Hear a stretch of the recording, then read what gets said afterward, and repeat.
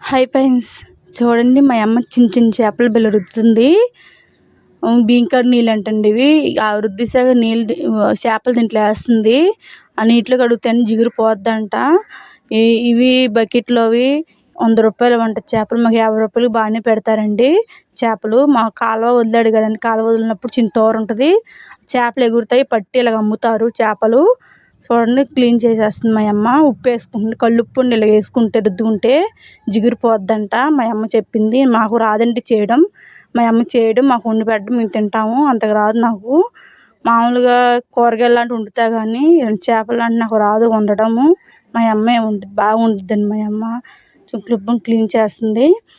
చూద్దాం అటుపక్క కూడా తీసుకున్నట్టున్నారు చేపలు.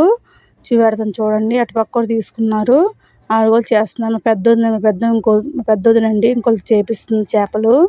అవి పిత్త పరుగులు అంటారండి చేపలని. పిత్త పరుగులు అంటారు.